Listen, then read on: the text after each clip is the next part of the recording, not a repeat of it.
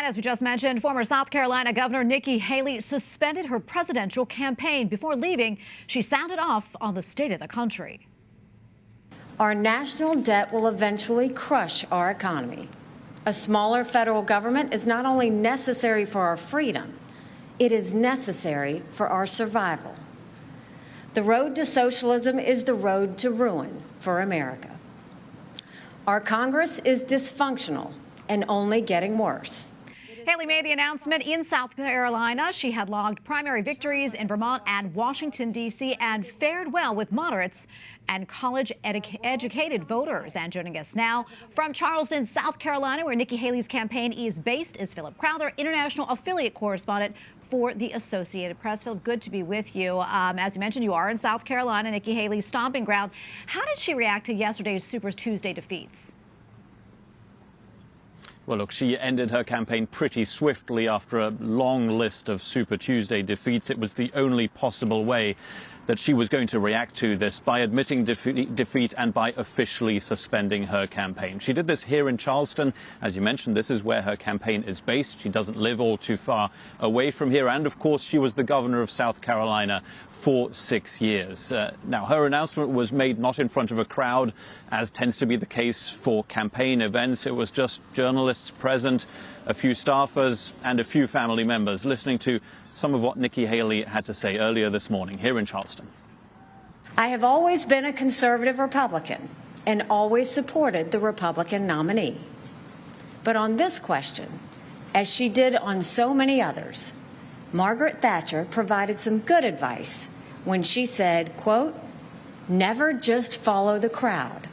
Always make up your own mind." It is now up to Donald Trump to earn the votes of those in our party and beyond it who did not support him. And I hope he does that. Well, that's clearly not an endorsement, is it, of the former president, but that could still come. Stranger things have happened in U.S. politics. Remember that Nikki Haley has criticized Donald Trump more over the last few weeks, ever since this became a matchup between her and the former president. And an endorsement could still come. After all, quite a few of the other Republican candidates who stepped out of the race pretty much endorsed Donald Trump immediately thereafter. Take into account this, even though Nikki Haley has criticized Donald Trump quite a bit recently, she was also his ambassador at the United Nations during the Trump administration. In other words, she knows how to work for this man, and she could very well put her support behind him at some point, but not just yet. Yeah, and while Trump clearly dominated Super Tuesday, Philip, were there any surprises at all last night? Yeah, I think just the one, essentially. The fact that the former governor here of South Carolina, Nikki Haley, won a state.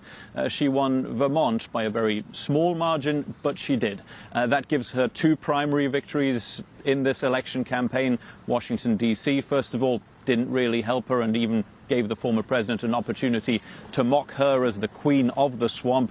And then Vermont is the other one that she got last night. I think most people would have said that Donald Trump was more likely to win every single contest last night. This gives Nikki Haley the possibility to at least say that a clean sweep was not possible for Donald Trump in the end. There were other states that might have been up for grabs for her that Donald Trump won in the end, the likes of Maine and Virginia, for example. He won those, and the big prizes, he won those easily. The likes of Texas and California, those were again the big prizes on this Super Tuesday.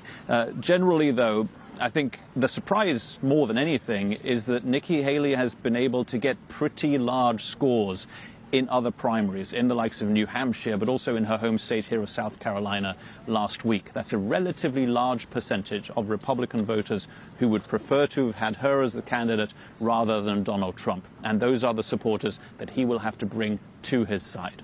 Phil, almost out of time, but now that Super Tuesday is over, what's next in the race for the White House, and where does election season go from here? Well, look, Donald Trump and Joe Biden are not yet the presumptive nominees.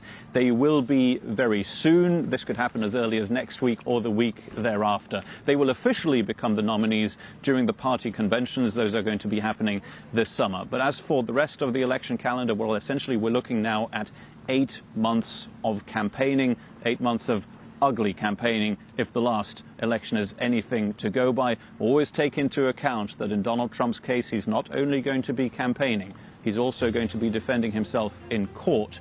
The first criminal trial for him will be starting at the end of this month in New York, and there could be more court appearances to come for Donald Trump as well. Philip Crowther in South Carolina for us tonight. Thank you.